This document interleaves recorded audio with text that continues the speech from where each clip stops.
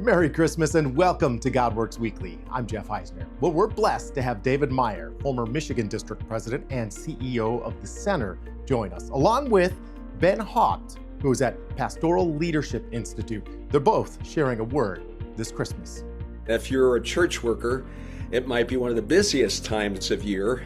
Teachers getting children ready for their Christmas services, pastors, the multiple services that you have, or if you're a lay person looking forward, I pray to all the services that you could attend. But this is what I want you all to remember.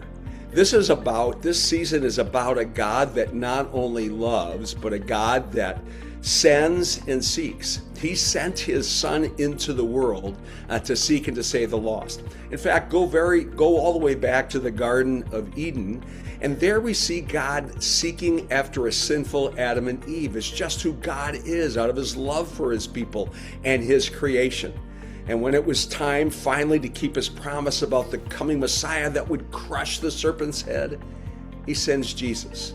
And Jesus looks at his ministry and says, it is I that have come. It is me. I am the one that has come to seek and to save the lost. This is a seeking and a saving God. And I want you to know, friend, first and foremost, because you're a part of the world, he came to seek and to save you. You are the apple of his eye, as the psalm says. You are greatly loved, and I want you to be wondrously encouraged in him. Take the time to be quiet and still, even in the busyness, and to know and relax in that love and God seeking you. I also want you to remember that God has chosen to send us into the world. We get to carry Christ. We have the light of the world within us, and Jesus in his first sermon even tells us that we are the light of the world.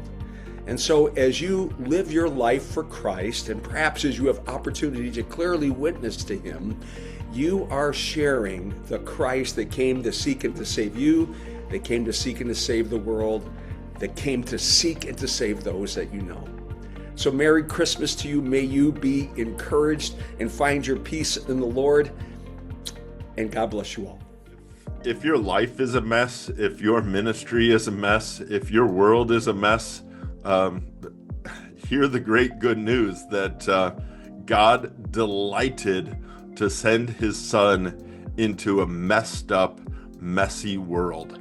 And once again, as either you preach or you listen to your pastor preach the story of Christmas this year, know that God delights to embed himself, literally to lay down in your own heart, in the midst of the mess, right? Paul writes that while we were yet sinners, Christ died for the ungodly. That's what God delights to do. He loves to enter into a messy situation. So have great confidence that if your life is really messy, if it's even messed up and you think there's almost no hope, those are the kinds of places where Jesus and his family find a place in town when nobody would give them a spot, and they find a place to bed themselves down for the night, and Christ is born in a community, in a home, in a stable where nobody had room for him, and he found his way in, and that's who our God is and what he delights to do. So may that be your confidence, your joy in the midst of all the chaos and mess. The message, may it still be joy to the world. Well, thanks, gentlemen. And we're going to bring Ben right back here for a special What You Reading.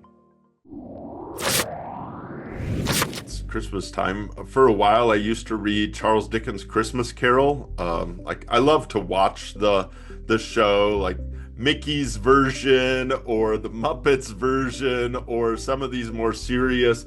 But I really enjoy, Dickens has lots of substantive faith reflection in the Christmas Carol. But here recently, just in the last few days, and over the last couple of years, I've started rereading every Christmas George MacDonald's tale called The Gifts of the Child Christ. George MacDonald, some people might know as C.S. Lewis's kind of mentor and master. C.S. Lewis said, "I don't think that I ever wrote anything where I didn't quote George MacDonald." And George MacDonald's story, The Gifts of the Child Christ, is, if you've never read it before, you might be prepared for a few tears. It's in some ways devastating, and in some ways it's just so good and delivers Jesus again to poor, messed up sinners like me. And so, The Gifts of the Child Christ. Thanks so much for checking us out all this year. God's blessings, and have a Merry Christmas.